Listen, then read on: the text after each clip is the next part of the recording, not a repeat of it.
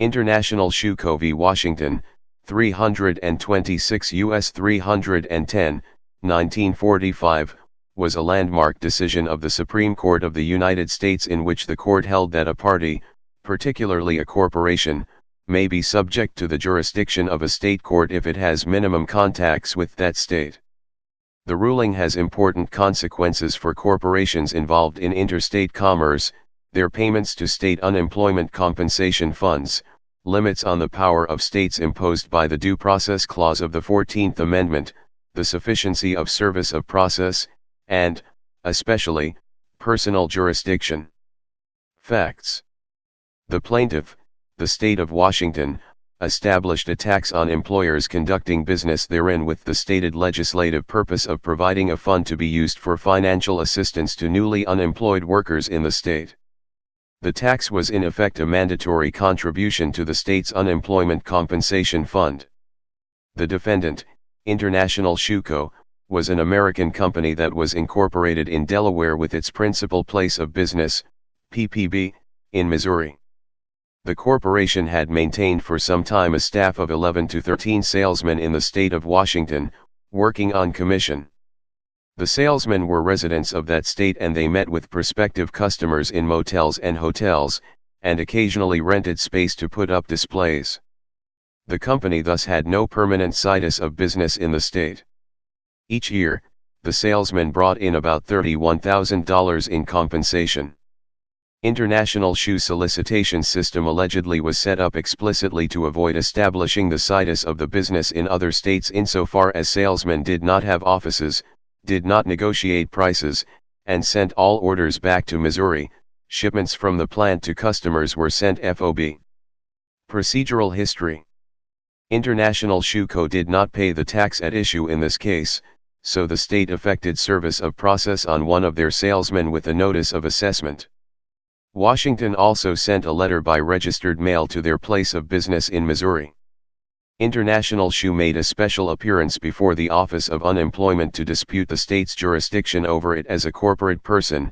However, the trial court ruled that it had personal jurisdiction over defendant corporation, and this ruling was upheld in the appeal tribunal and by the Superior Court and the Supreme Court of Washington, so International Shoe Co. appealed to the U.S. Supreme Court. Ruling.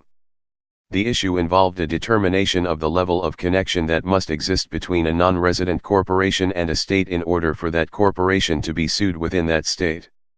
The Supreme Court, in an opinion by Chief Justice Harlan Fiskstone, and in which Justice Robert Jackson did not participate, held that in view of 26 U.S.C. 1606, a, providing that no person shall be relieved from compliance with a state law requiring payments to an unemployment fund on the ground that he is engaged in interstate commerce, the fact that the corporation is engaged in interstate commerce does not relieve it from liability for payments to the state unemployment compensation fund.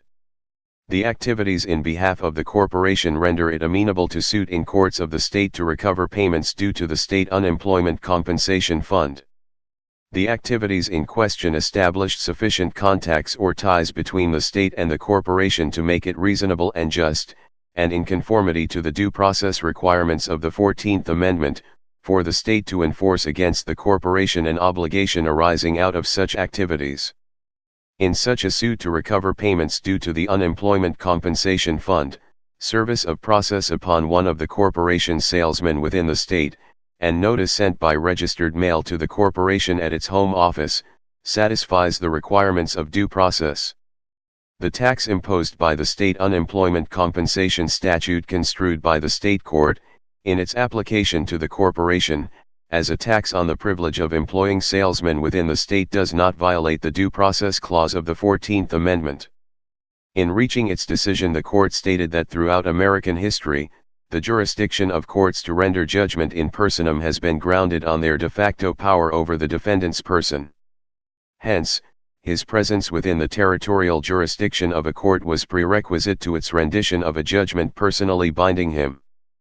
But now that the capias ad respondendum has given way to personal service of summons or other form of notice, due process requires only that, in order to subject a defendant to a judgment in personam, if he be not present within the territory of the forum, he have certain minimum contacts with it such that the maintenance of the suit does not offend traditional notions of fair play and substantial justice. Justice Hugo Black wrote a separate opinion, agreeing with the outcome in this case, but contending that the court has excessively restricted the power of states to find jurisdiction over companies doing business therein. Analysis. A growing body of Supreme Court precedent and incremental statutory and common law doctrines related to personal jurisdiction had been evolving over a period of several decades from the late 19th century through the early 20th century, and the Supreme Court therefore could have upheld jurisdiction over defendant corporation. Initially, the courts followed a strict interpretation of territorial jurisdiction, where states only had power over property or defendants who were actually present in the state, excepting corporations or residents. Defendants wishing to avoid claims could abscond to other jurisdictions without fear of suit.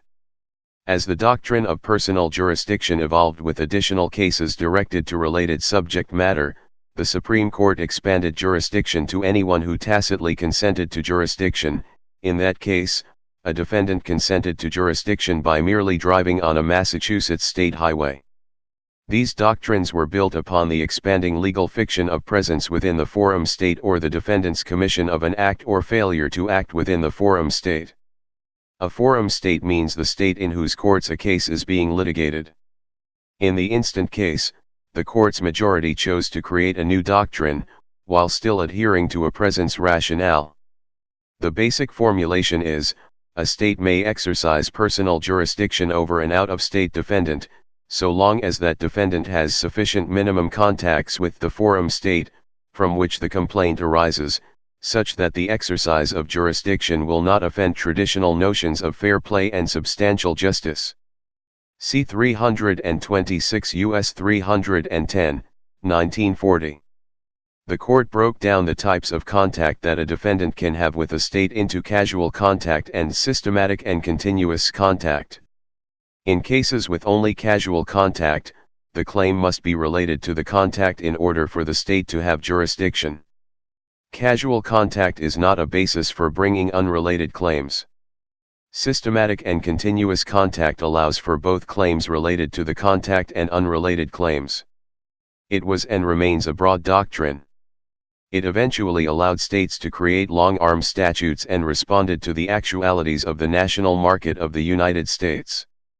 Defendants had often avoided legal responsibilities by scampering from the state of occurrence and not being available for service of process. This case changed that to some extent, though the traditional notions of fair play and substantial justice are drawn from the Due Process Clause of the 14th Amendment and Aristotle's notions of justice. The doctrine of international shoe is broad, but the court has recognized that it has limits, nevertheless. Please subscribe and thanks for watching.